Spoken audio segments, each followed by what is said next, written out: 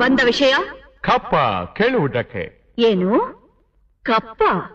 ಹೌದು, ಮಾಂಡ್ರು ಸಾಹೇಬರ ಒಪ್ಪಂದದ ಪ್ರಕಾರ ನೀವು ಕೊಡಲೇಬೇಕು. ಕಬ್ಬು ತಿನ್ನುವುದಕ್ಕೆ ಬಿಟ್ಟ ತಪ್ಪಿಗೆ ಕೂಲಿಯನ್ನು ಬೇರೆ ಕೊಡಬೇಕೇನು? ಮೋಡ ಮಳೆ ಸುರಿಸುತ್ತದೆ, ಭೂಮಿ ಬೆಳೆ ಬೆಳೆಯುತ್ತದೆ, ನಿಮಗೇಕೆ ಕೊಡಬೇಕು ಕಪ್ಪ? ನೀವೇನು ನಮ್ಮವರೊಂದಿಗೆ ಉತ್ತೀರಾ, ಬಿತ್ತೀರಾ, ನೀರು ಹಾಯಿಸಿ ನಾಟಿ ನೆಟ್ಟಿರಾ, ಹೊರೆ ಹೊತ್ತೀರಾ, ಇಲ್ಲ ದಣಿದವರಿಗೆ ಅಂಬಲಿ ಕಾಯಿಸಿಕೊಟ್ಟಿರಾ? ನಿಮಗೇಕೆ ಕೊಡಬೇಕು ಕಪ್ಪ?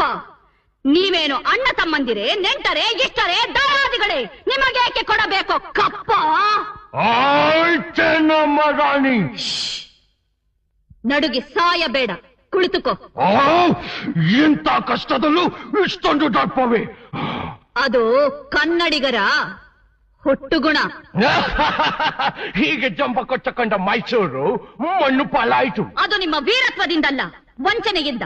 ಮೈಸೂರನ್ನು ಹಾಳು ಮಾಡಲು ಮರಾಠರನ್ನು, ಮರಾಠರನ್ನು ಹಾಳು ಮಾಡಲು ಮತ್ತೊಬ್ಬರನ್ನು ಎತ್ತಿ ಕಟ್ಟುತ್ತಾ ಇಡೀ ಹಿಂದೂ ದೇಶವನ್ನೇ ನಯವಂಚನೆಯಿಂದ ನುಂಗಲು ನಿಂತಿರುವ ನರಿಯ ಜಾತಿಯವರಲ್ಲವೇ ನೀವು?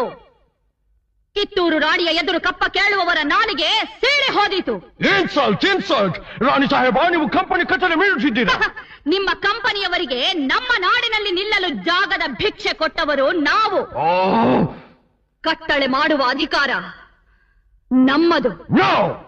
ಮಾಂಡ್ರ ಒಪ್ಪಂದದ ಪ್ರಕಾರ ಕಿತ್ತೂರಿನ ಮೇಲೆ ನಮಗೆ ಅಧಿಕಾರವಿದೆ. ಏನಂದೆ? ಕಿತ್ತೂರಿನ ಮೇಲೆ ನಿಮಗೆ ಅಧಿಕಾರವೇ? ಕಿತ್ತೂರು ನಿಮ್ಮಪ್ಪ ತಾತಂದಿರು ಗಳಿಸಿಟ್ಟ ಆಸ್ತಿ ಏನು? ಎಂಜಲು ನಾಯಿಗಳಿಗೆ ರೊಟ್ಟಿಯನ್ನು ಚೆಲ್ಲಿ ಅಂಜದೆ ಮನೆಯೊಳಗೆ ನುಗ್ಗಿ ವಂಚನೆಯಿಂದ ಕೊರಳು ಕೊಯ್ಯುವ ಸ್ವಭಾವ ಕನ್ನಡಿಗರದಲ್ಲ. ಹೋಗು, ನಿನಗೆ ಜೀವದಾನ ಮಾಡಿದ್ದೇನೆ. ಚೆನ್ನಮ್ಮ, ನೀನು ಸಿರಿಮದ್ದಿನ ಮೇಲೆ ಕುಳಿತು ಬೆಂಕಿ ಹಿಡಿದು ಆಟ ಆಡುತ್ತಿದ್ದೆ. ಬದುಕುವ ಆಸೆ ನಿಮಗೂ ಇಲ್ಲ, ನಿಮ್ಮನ್ನು ಉಳಿಸುವ ಆಸೆ ನಮಗೂ ಇಲ್ಲ. I will see.